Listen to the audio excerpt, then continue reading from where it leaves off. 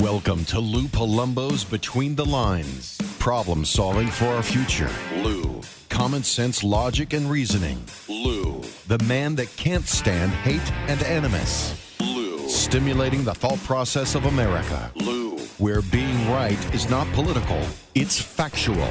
Lou. Providing real solutions in real time. And now, here's your host, Lou Palumbo.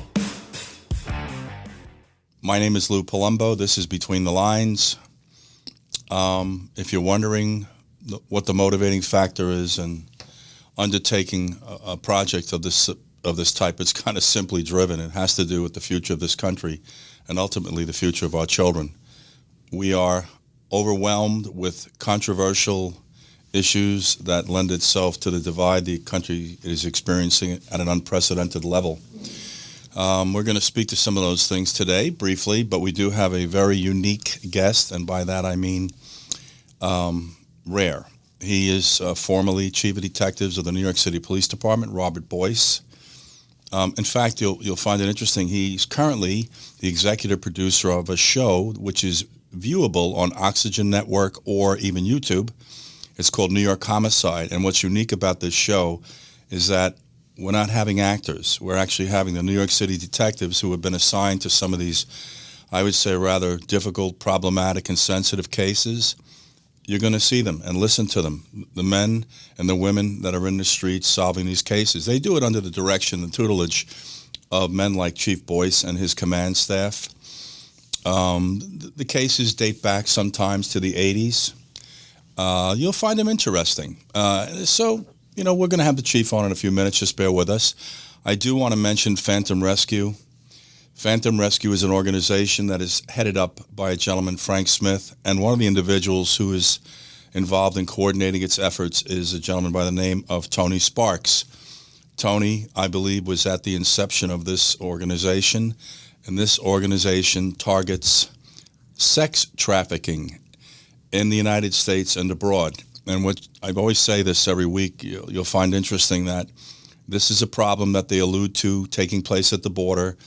It's far more widespread than the border. It's something that's resonating throughout the country.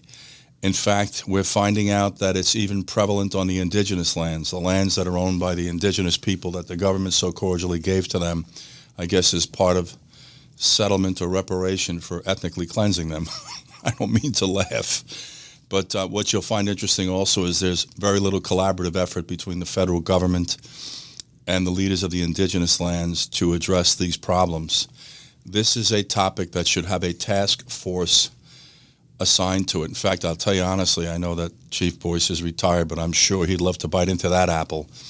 I want to briefly mention something that I witnessed in the news yesterday. It was an elected official from New York, Alexandria Ocasio-Cortez. She was present in San Antonio, Texas, campaigning for an individual running for a congressional seat.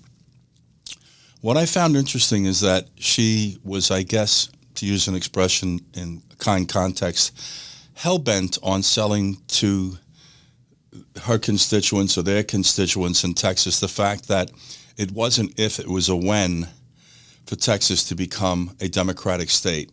And as you guys have heard me say numerous times, I do not like the contentious atmosphere that exists when we speak about politics. There seems to be a lack of civility, decency, respect for one another. But I do like to speak to the truthful mechanism attached to the political scene. And there are deficiencies on both sides of the aisle.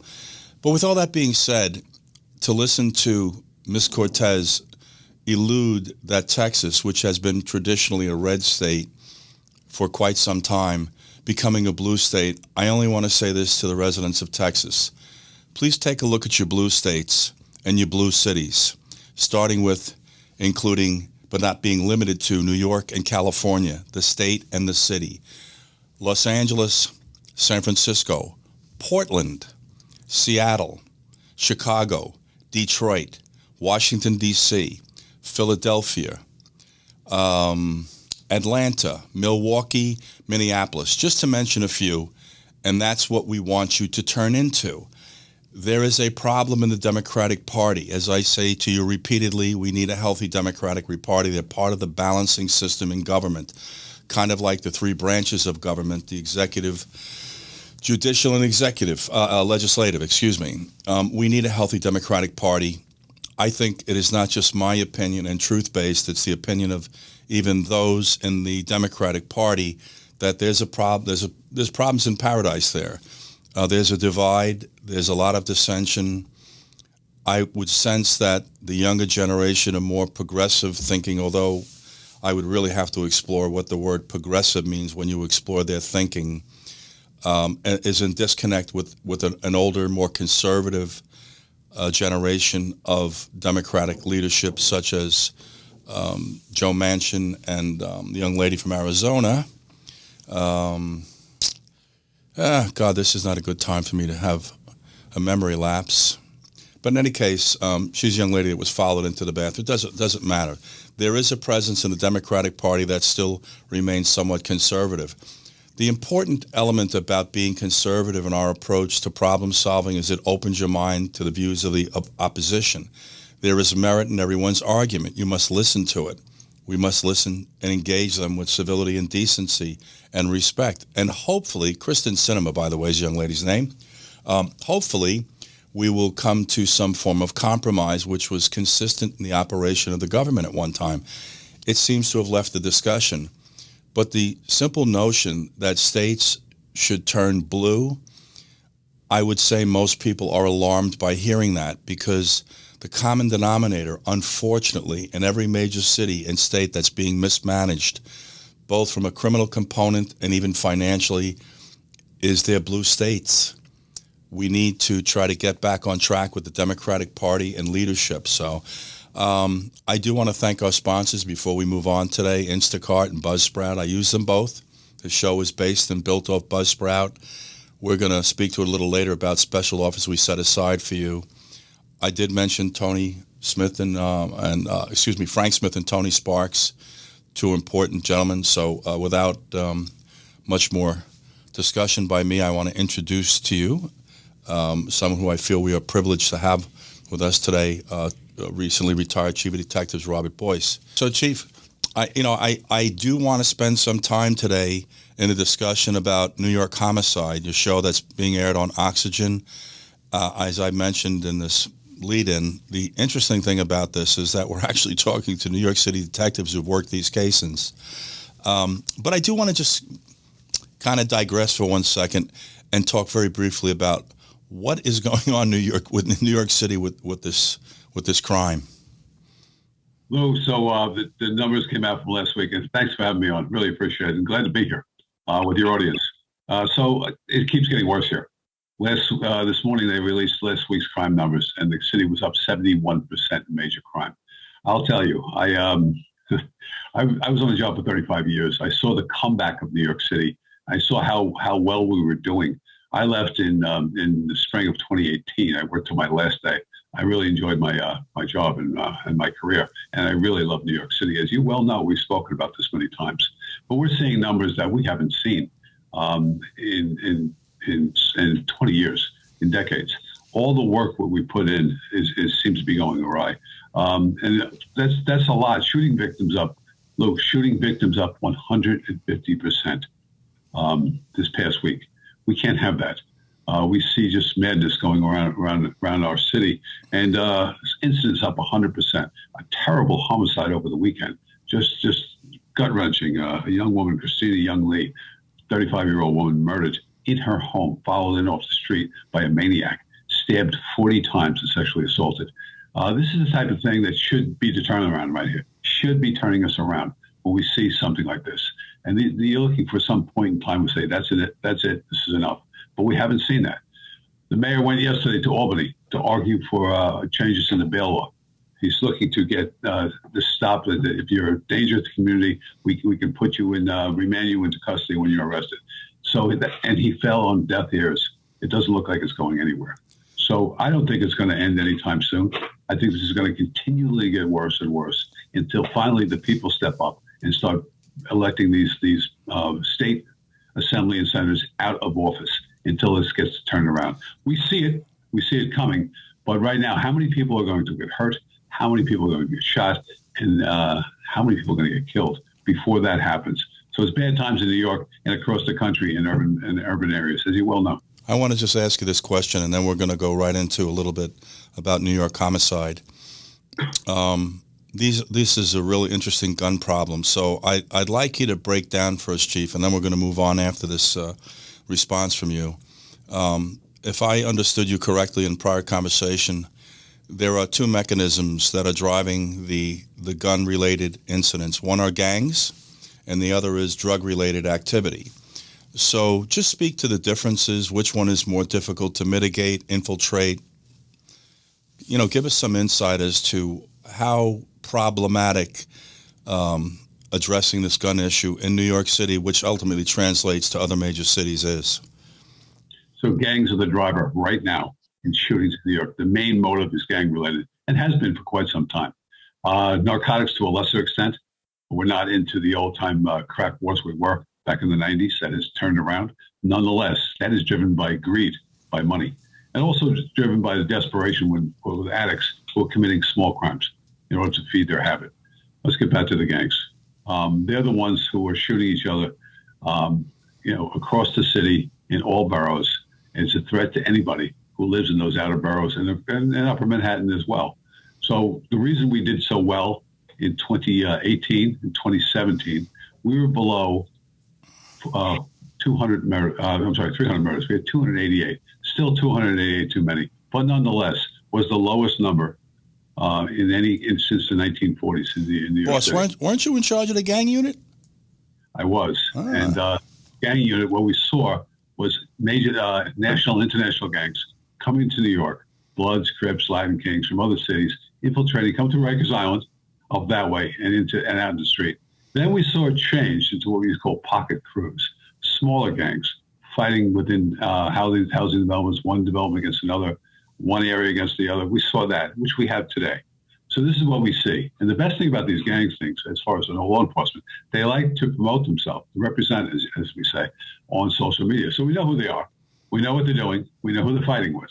We just have to get our hands around it now. What we were doing in 2018 and 2017, go back to that. Why is it so difficult, Chief? Why is it so difficult to infiltrate these gangs? What's the difference with those, for example, as to oppose what we do with narcotics, which you and I are both familiar with? What's the difference? So let's take a look at this. I mean, you're selling drugs on a corner. We do a sustained presence there on that corner. We make your arrests. We locate and arrest and prosecute those individuals selling drugs, and then we go back to that corner, to that location, make sure it doesn't sprout up again. Now customers know not to go there. That's how you do that. And we get a lot of cooperators too. They're easy to flip. They don't want to go to jail. Nobody wants to go to jail. Problem with gangs is somewhat is really dissimilar. These are kids as their whole life. All that means to them is that being in that gang. So they're committed without a monetary excuse to be so. It's their life. A little bit harder to do, but we can still do it. So when Bill Bratton became mayor, and I'm sorry, police commissioner, should have been mayor. Should have been the mayor. Should have been the mayor. No question. Yep. When he came back in 2014, we started opening task forces to go after the gangs. With those, I think we did 115 takedowns. Now, you don't want to go after every little person in a gang. You want to take out the top tier of that gang and arrest them and then prosecute them. And then when you do it federally, you take that gang leadership and you move it out west. So now they're severed from the New York area. They can't control their gangs from jail cells, which is what they do in state law. And you have better conspiracy statutes as well. So they're staying out there long enough that they won't come back and wreak havoc in New York City. So it was a game changer. Did all these things and got it done. So they're back, the gangs. We see it time and time again. And it's like I said, we can get cooperators. We can go and get CIs, confidential informants. That's how that's done. But you have to go out and do it, and they have to be prosecuted by DAs who want to listen to us. And that might be the issue now. Chief, tell us how young are gang members these days? 10 years old, 11 years old. And you put yourself in that. You grew up in Bed-Stuy. I know you did. And so you look at when you really have nothing, and all of a sudden you see who you're admiring at that point. A gang member. They're the ones with the flashy clothes. They're the ones getting respect.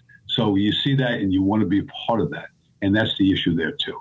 However, Lou, when we arrest them, when they get a little bit older, they start carrying guns, start shooting people, they start doing robberies and things that abet the gang, you can't put them back in that environment once you arrest them waiting for trial. They're just going to do it over and over and over again. So we have to come up with a better solution for this, to get them out of that gang, get them out of that area, and move them on to different parts of their life as quickly as we can. We're not doing that. You know, one of the things that I've always given some thought to, and I think other individuals have spoken to this as well, you know, when we remand them to a facility, that we start to have a conversation with them about furthering their education while they're in these facilities in lieu of perhaps reduction in sentence.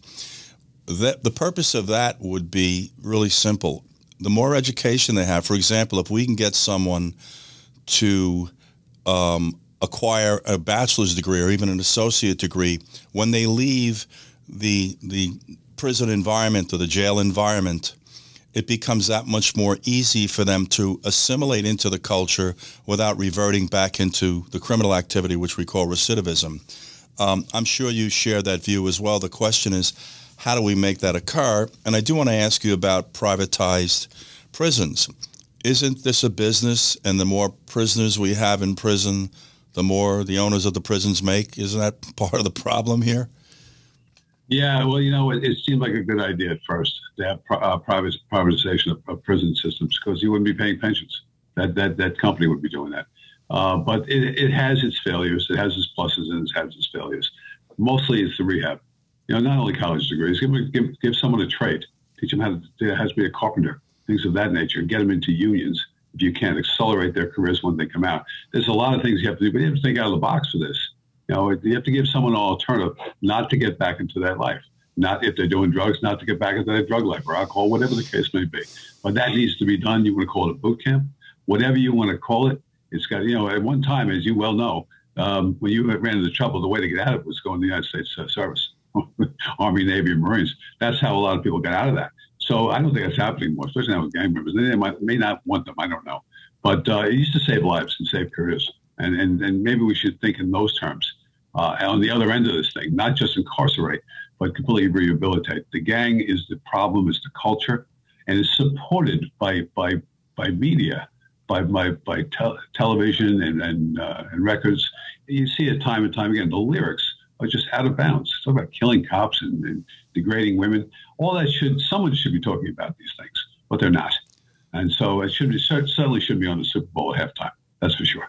You know what, Chief, if I can just interrupt you, and I apologize, you know, what I oftentimes feel is that the entertainment industry somewhat glorifies the activities of organized crime. I think you'll agree with that, with shows like The Sopranos, as if there's something redeeming to this lifestyle. And they're doing the same thing with gangs. You know, they seem that if they promote them properly, that I guess it makes them more palatable or more acceptable, or we understand them better. Chief, we're going to take a quick break. We have with us today Chief Robert Boyce, recently retired Chief of Detectives.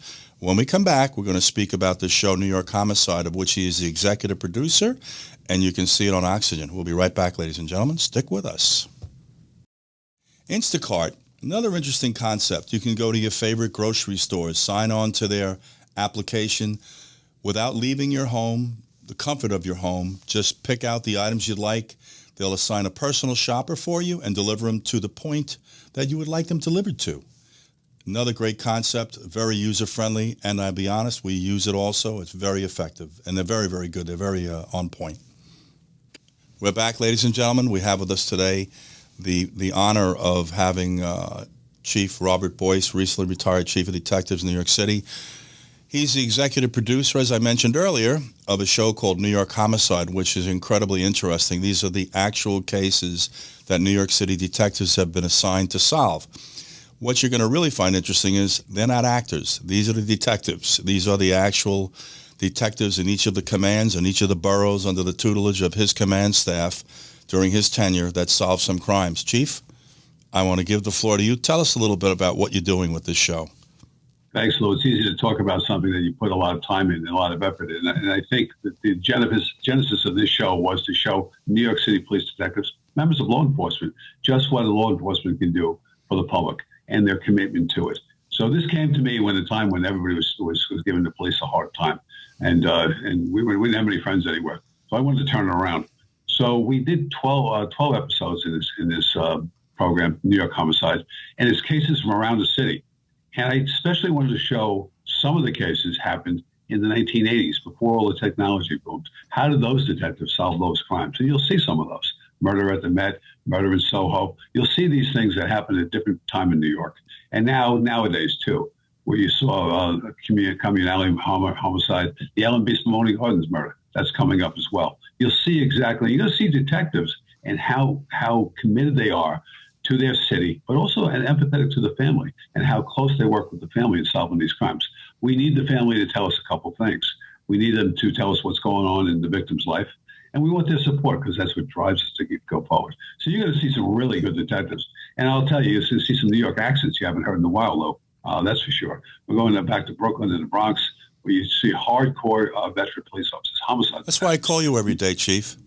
The best of the best. The best of the best. You want to hear our accents? You want to see how we think and how we process information and how we look at evidence and seek evidence and then find it and turn it around and get a prosecution going.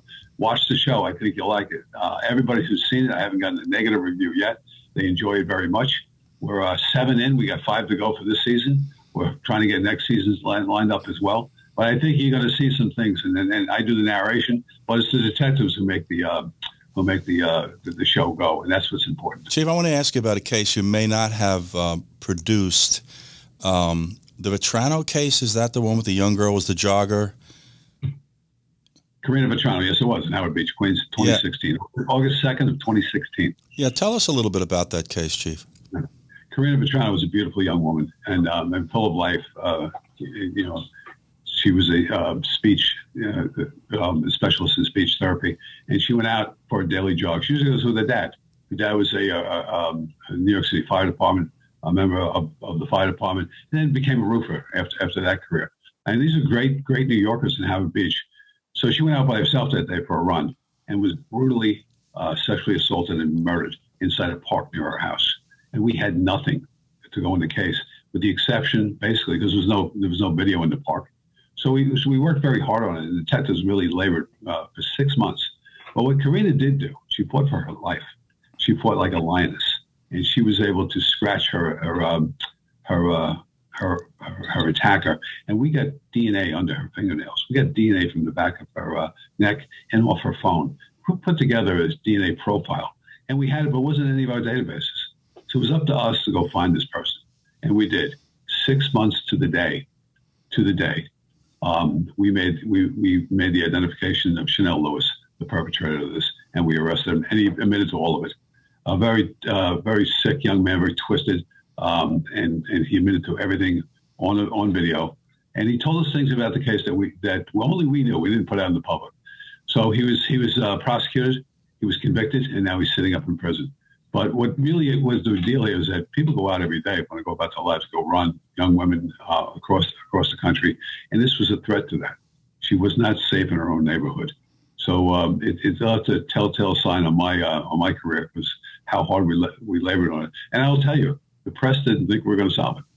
They never did. They would tell me, you're not going to solve this. It's too hard. Guess what? We did. And I was very proud of that effort.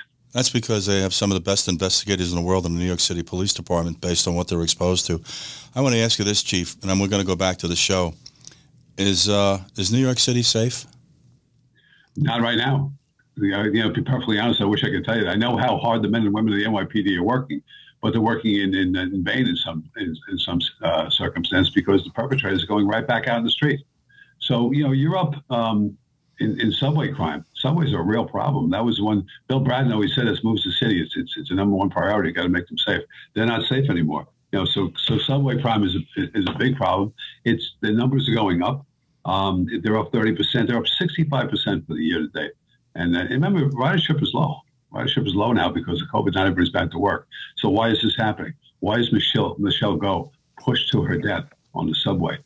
Another young woman was dragged by a perpetrator who was out on 3 crimes in November. He was out. He should have been out. He should have been in. So why are these people dying? Why is Christina Young Lee being fouled into her house and murdered and stabbed 40 times? This is a dangerous time in New York. And the mayor's, from what I understand, he went to Albany yesterday, fell on deaf ears. This is not a police problem. This is a political problem, and the people of New York are paying the price for it. You know what's interesting, boss, is that if you were to poll the citizens or the residents of the city of New York, they would probably tell you that it's the police, and what they don't understand is that the police are only as effective as the political environment will allow them to be. Whether you're a fan of Rudy Giuliani's or not, what he did do was he picked who I happen to believe is the most progressive and the best police administrator in the business, Bill Bratton. He licensed him, and he allowed him to go in and implement a lot of policies. You and I are familiar with zero tolerance, quality of life, broken windows, and stop and frisk was part of that discussion. And there's a discussion about at one point maybe the crime statistic didn't support the tactic any longer. You know, we could debate it back and forth. The most important thing is to learn from our mistakes and to move forward, which we haven't done. We learn from the mistakes and then we abandon policing. But there's another issue that's nagging us, Chief. How do we re-incentivize these young police officers to go out there and potentially engage a criminal element, at times using force, deadly physical force perhaps, and then stand up or try to stand up to the scrutiny of the media and a very small percentage of the minority community that would like to take their pensions and potentially incarcerate them? I mean, this is getting to the point where, and I don't think and I'm not shy about saying this, the cops have stopped working. There's no reason for them to respond in any type of expeditious fashion. I think the expression we use is sometimes it's self-remedies. You know, we've got to protect these police officers, and unfortunately, my opinion is that they are pigeonholed by technology. You know, what's your view on that? Well, I would disagree with you in a couple of things you just said, though. I think the NYPD is still making the arrests that they need to make. However, they're not being prosecuted. So gun arrests were up substantially last year. How were they prosecuted? That's what you have to look at. It's really easy to figure out. These are statistics that then analytics that you can look at and say, what happened here? They weren't fully prosecuted. Someone gets arrested for a gun, you can't let back out on the diversionary sentencing. They have to be incarcerated because they're going to go back and get another gun, which they do. So this lie that we're being told by politicians, and I'll say this as well, it's not the people of the city of New York. They support us. It's the politicians who are against us in New York, and that's the way I look at it, against good policing anyway. We really had given them a very safe city, and now it's just turned just the other way around. And a lot of it has to do with the city council and the changes they've made. So we have a mayor now who is a former police officer. He's doing a lot of talking, as he should. Let's see if he can get this turned around. He was in Albany as a state senator. And we have an election year coming up for a governor. So let's see if we can get this thing turned around. I think we can. I'm more optimistic than you are. We've had these discussions as well. And I've seen what the NYPD can do when it puts its mind to it. You know? So we'll see how that goes. But I'll tell you what, I've said for a long time, it's a very small amount of New Yorkers committing the crimes here. But unless you do something about it, you have to go, it's going to continue. It's as small as package thefts. So when you arrest someone, they arrested someone in the area here where I live here in Brooklyn the other day, and she had stolen numerous packages. She had a little routine going down, and she was turned around and let right back out. It's a misdemeanor. It didn't qualify as a felony. And it's in the bail reform law, she has to be let back out again. So she's doing it again. Why? There's nothing to stop her from going time and time again. So these things have to change. If they don't, we're going to have a slip back. And you remember the 80s in New York before the change came, the turnaround, and what happened there. And Bill Bratton was only, unfortunately, was commissioner for a short time the first time. And that was probably part of the issue. We continue the policies of turnaround, CompStat and those things, of which I did 22 years of CompStat.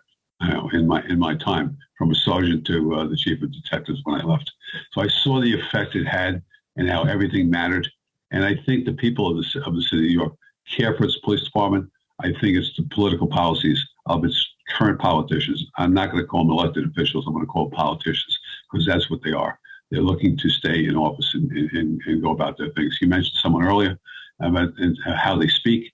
And I think it's evident as we go into the 2022, 7 police officers shot in the first couple of weeks of 2022. 7, Lou.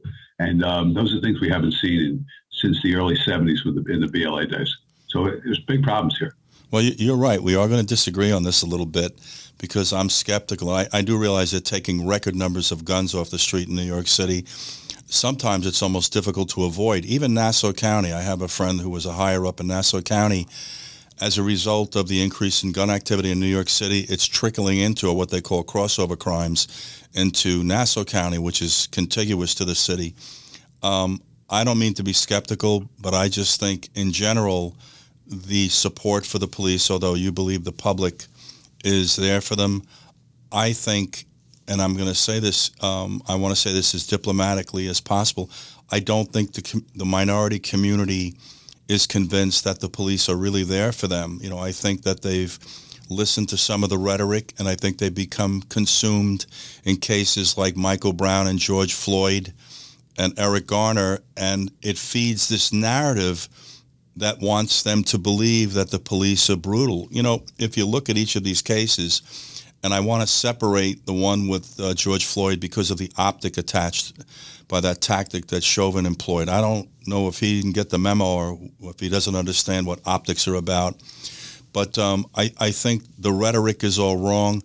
And I want to say this for a second. I want to take a break, and I want to come right back, and I want to continue this conversation with Chief Boyce. We'll be right back, guys.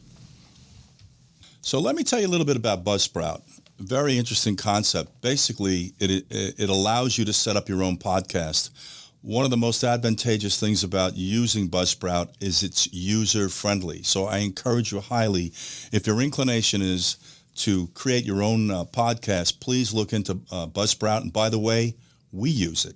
We're back, ladies and gentlemen. We have Chief Robert Boyce with us. This gentleman was a recently retired chief of detectives in New York City. My opinion is he may have been the most preeminent chief we've had in that role. It is the crown jewel of the New York City Police Department. He was in charge of 7,000 New York City detectives. To put that in context for you, with the exception of Chicago and Los Angeles, there are no other police departments that have that large a man force, no less detectives. So you can imagine he had his hands full. I know he's had a great command staff, and he was an exceptional supervisor. Chief, I want to ask you this question. How did you guys end up on the Oxygen Network? And if that's too sensitive, you can sidestep me to the next question. No, it's not sensitive at all. And people like true crime. People like to see real occurrences and not something scripted for the most part. And there's plenty of scripted shows out there that are very good, but they want to see true crime, and Oxygen has that. So I was approached by the creators of it, the Warsaw sisters. Excuse me. They came up to me and said, we have this program. They went through Bill Bratton, actually, and he referred them to me. And we started kicking around, and I told him what I wanted to do. If I do this, what I want to do, I would show detectives how hard they work. Because you lose your life for a week on a case like that. That's it. Everything's on, your family's on standby, everything. You're at work, and you work in this case. From that time, I've done it many, many, many times. I've been in the Detective Bureau quite a bit in my career, back and forth. So we wanted to go in there and show this. We wanted to show people in a good light. And some of the cases there, you'll see how hard it was and the empathy you'll have for the victims, what it's all about the victims' families.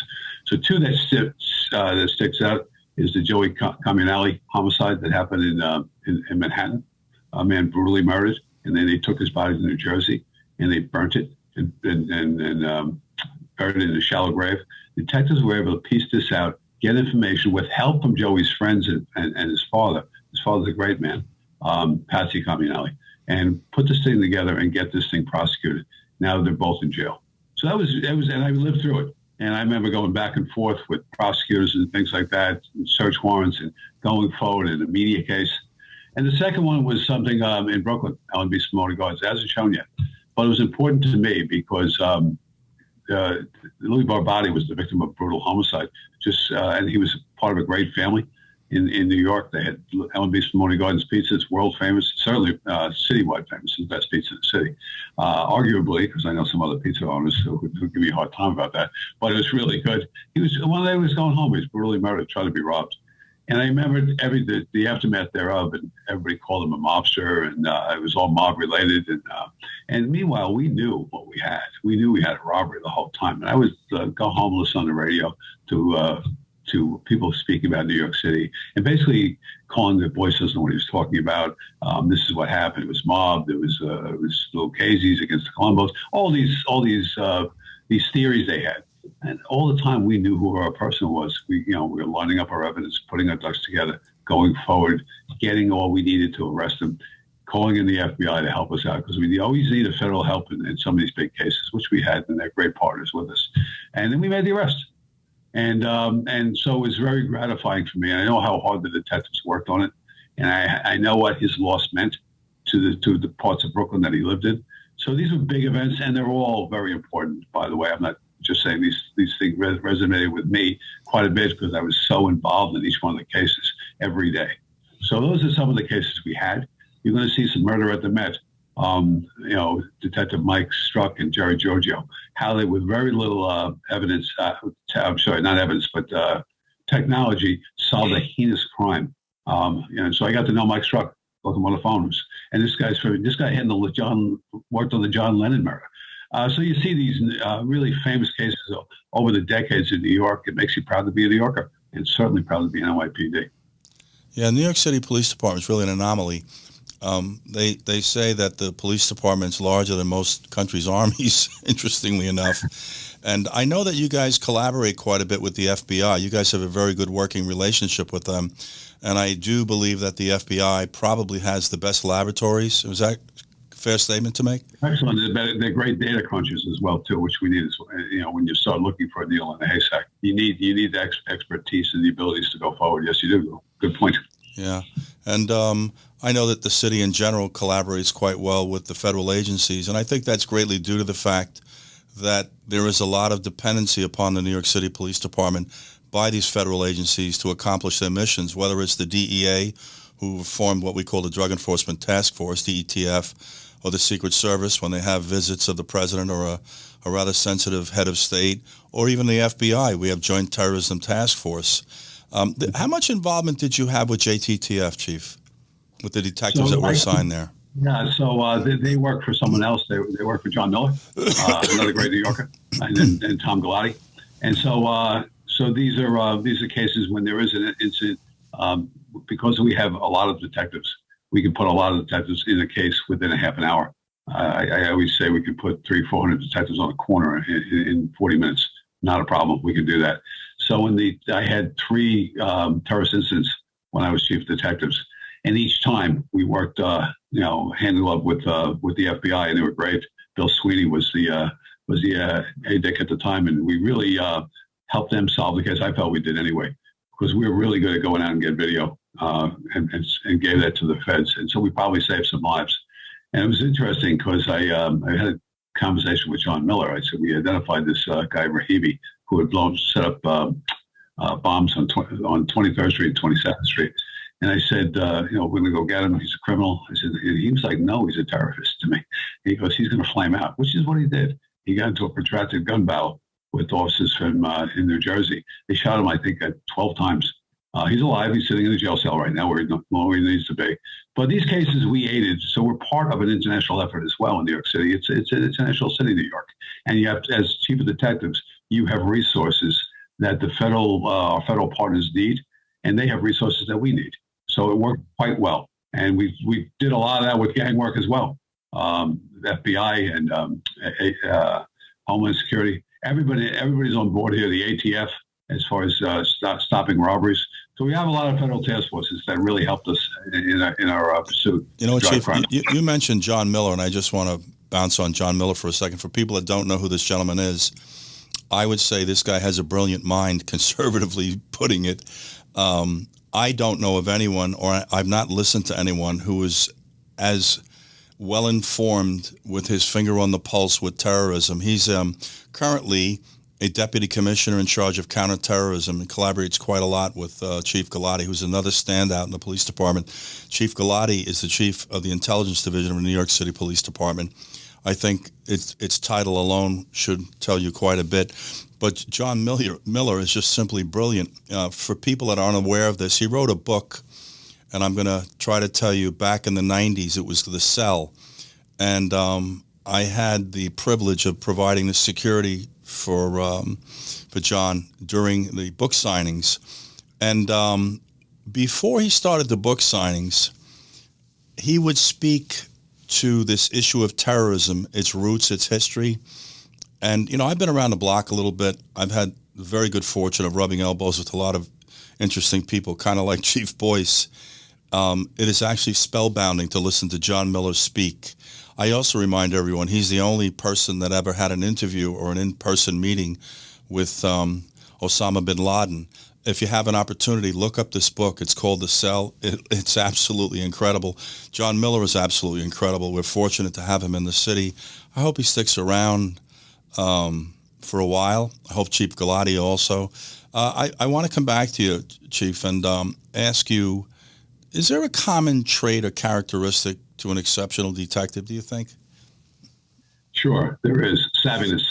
I had the fortunate enough to have the CEO of Bronx Detectives and the commanding officer as well as Manhattan Detectives. And I interviewed each person personally, and I gave them a hard interview. It's not easy. And what I look for is the ability to understand their environment and understand technology as well. And the savviness. What do you know? Tell me about your precinct. Tell me about your best arrest. I would ask all these, fastball questions. So I thought it was important. You can't look for other things that say, and I'm not putting anything down. If you have a college degree, that's great. But where are you coming from before you got me? How did you earn your spurs out in the street? Tell me what you're seeing in your precinct, so I know that I'm comfortable to get you on board. And it worked out really well for me. So we put together these great investigative teams, and you have to earn your spurs every day as a detective. And you have to understand the city and the environment. What's going on with gangs? What's going on with special criminals like burglaries? Burglaries are through the roof now. They're up 72% last week. What happened? Something's gone bad here. Chief, let me interrupt you, and I apologize, sir. Is there a specific area that number's spiking? In other words, is it in an indigent community? Is it spiking in Manhattan? Is it more affluent? Where exactly is this spike taking place? Spike in burglaries is commercial burglaries. And you're going to ask why. So it's burglary 3. Why is the commercial burglaries going through the roof? Well, when we arrest a commercial burglar, he has to be let right back again on the new bail law. So we cannot incarcerate commercial burglary suspects for any given time. We're locking them up. There are one friend of mine, one of my favorite restaurants in New York. He was burglarized. He sent me the picture because he had inside, and we were able to identify him and arrest him within a day. He got right back out again. So we called the parole board. We found he was on parole for burglary. He had been arrested 30 times prior for burglary. So unless you incarcerate a career criminals, they're going to keep happening. So this is the issue. So it's really coming out of the commercial burglaries. I want to tell everybody who lives in New York, you have a home. It's not a home burglary for the most part. It's a commercial burglary. It's still a burglary nonetheless, and it still affects that small business owner. So that's where that's coming from across the city, not just in any borough. It's across the city. Chief, I want to ask you about this thing called home invasion, which I think there's an increase in frequency as well. I'm going to ask you to start into it a little bit, but we're going to have to go to a break within the next minute, so I want to just prepare you. So give us a little insight on this little home invasion routine that goes on. Will do. So home invasions are when someone attacks your door, kicks down your door, follows you in, whatever the case may be, accosts you outside, forces you into your home. They get into your home and they sack your home, looking for valuables, often beating you. And those kinds of things happens all over the city. So to get out in front of that, if you do that, we've developed a task force. It's called the Sparta Task Force. It's a shout out to them. They got together New York City detectives and members of the ATF. And we started, when we made the arrests of these, we started channeling them to the eastern and southern districts of New York.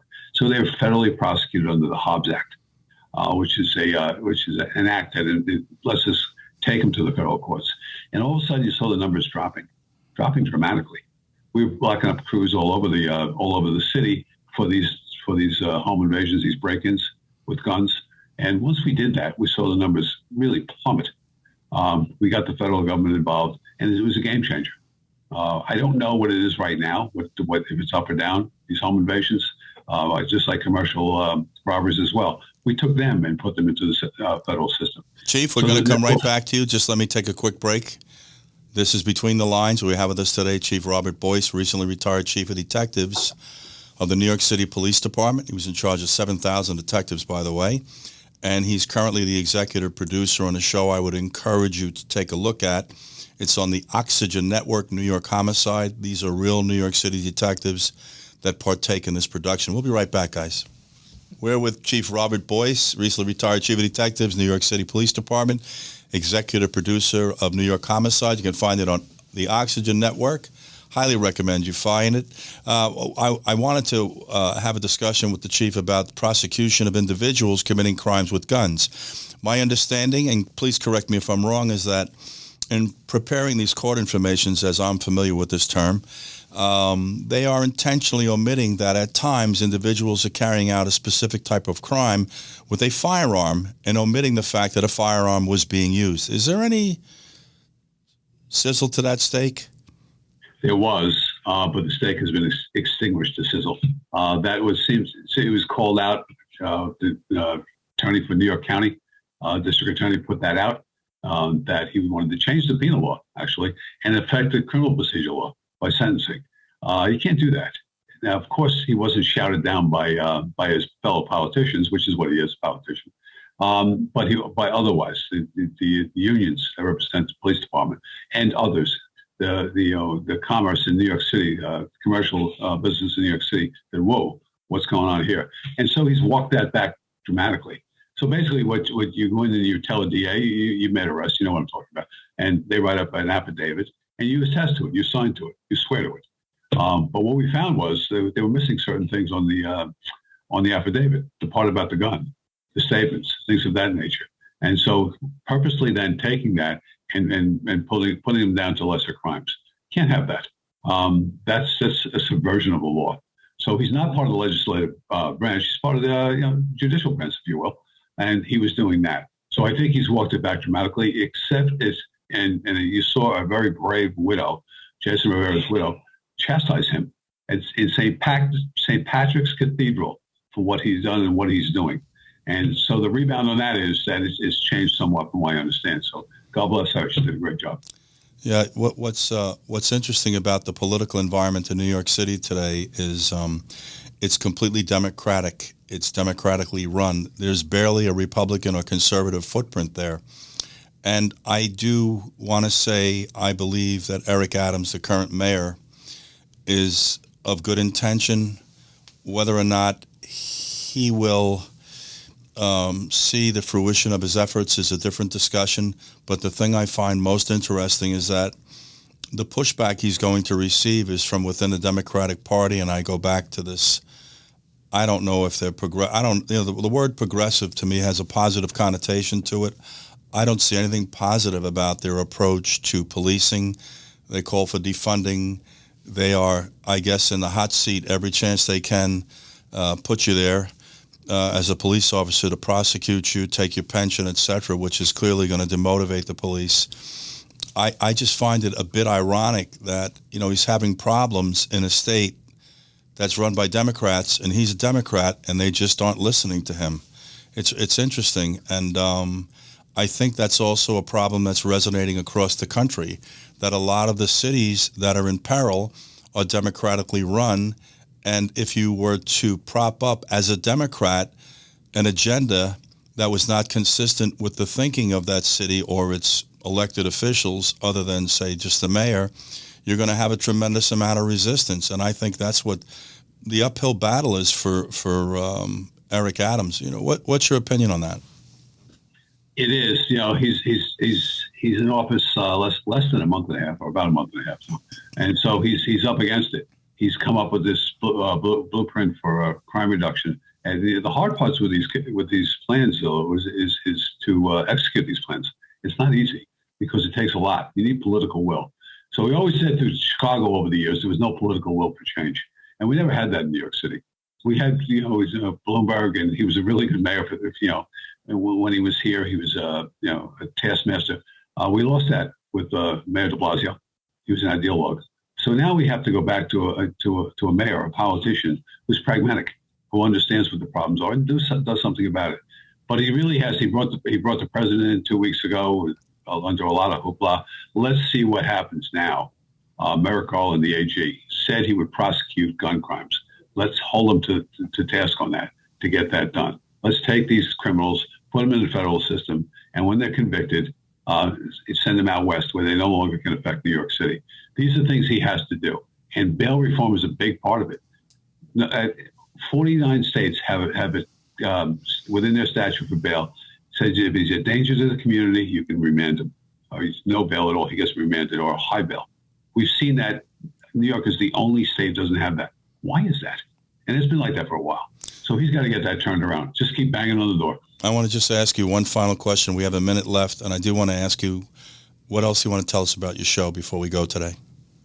5 episodes left. It's on the Oxygen channel. You can also see it on YouTube. I think you're going to like it. It moves very quickly. I will tell you that. And the time span is an hour. We don't even have enough time to talk fully about the case because you work days and sometimes weeks and months, as I spoke with Kareena Patrana. But watch the show. I think you're going to like it. I think you're going to see. You're going to really emphasize with the family. Empathize, with the families of these victims. They're in pain, and I think the detectives give them some measure of closure, give them some measure of peace, and that's what this is all about. Being a cop, being an advocate for victims advocate in New York. Number one victims advocate in New York is the NYPD detective. I say it all the time. Yeah. We're going to have you back, and I have to tell you this. Other discussions we're going to have about policing today, and especially New York City, is the disparity in which they are compensated. And that comment does not suggest that other agencies who are compensated by far more aren't entitled, just that the New York City Police are entitled to be at least on parity with some of the contiguous environments like Nassau County and then Suffolk County. And if I have my numbers correct, a police officer in Nassau County makes what a lieutenant makes in New York City, and about $30,000 plus over a New York City police officer. Correct in that statement? That's a close enough number. And remember the level of work. I'm not putting down Nassau. It's a great police department, as you well know. It's the environment is a big change between the two. Yeah. I'll tell you, the last thing I want to say today is that, they have, in my opinion, an exceptional police commissioner in New York City, a young lady by the name of Keechant Sewell. She was the chief of detectives in Nassau County. If you listen to this young lady speak, she is absolutely brilliant. You can just tell her brain is working and thinking about every word that comes out of her mouth before it comes out. I mean, I wish we had more people with such clarity and thinking as this young lady has. She's an incredible asset to the city. I think you'll agree with that, Chief, and we're going to wrap up after this. I do. I met her on a case, a couple of years ago, and instantly impressed. The clear grasp and ready to move things forward and really top shelf. That's a felony theft from Nassau County, by the way. Yeah. Police department, because she really is the goods. Really. Yeah, she's a rising star. A lot of times, and you and I understand this, we had this conversation, sometimes you have to just survive the political environment that you're in. Guys, we're going to wrap it up today. We're going to have Chief Boyce back, though, because it gets better and better, his insight into policing the crime in our major cities. We didn't have a chance to touch on the borders and the fentanyl problem and the methamphetamines coming across, which he is quite knowledgeable of. I want to thank everybody for listening today, and I want to thank you, Chief Boyce, in particular, for taking some more time out. I know you're busy, and I also realize that you really haven't left the job. No, you don't. Oddly enough. I don't mean to laugh. I mean, but it's apparent that you still have an attachment. The TV show helps me relive it and going forward, and it's little things that we can do. You can't spend all your time in the gym. That's for sure. You have to work your mind as well. You know that. Yeah, we spend our fair share in the gym, but it's quite apparent. I tell everybody this: there are, I think, either 40 or 41 chiefs in the entire New York City Police Department. I believe the roll call on 9/11 was 41,000. You have to understand what a standout you are if you're a chief in a police department. And I tell you this, it's the bosses on all of these jobs that keep us wild Indians in line. I'm just telling you now. Guys, thank you so much for joining us today. My name is Lou Palumbo. This has been Between the Lines. Please go to the internet. You can find us at betweenthelines.tv. Email, call in, send a pigeon with a message. We'll take any type of correspondence from you. I do prefer if you call in, though, to be honest, because I like to have an exchange with you as opposed to you being spoon-fed anything from me in response to an email. And I do want to say one thing in closing today. Don't be spoon-fed by me or anyone in the media. Go out and become your own investigator. It's quite an interesting task. There's an immense amount of knowledge at your disposal, especially through the internet, the way it is today. And I hope everybody stays safe, and we see you next week.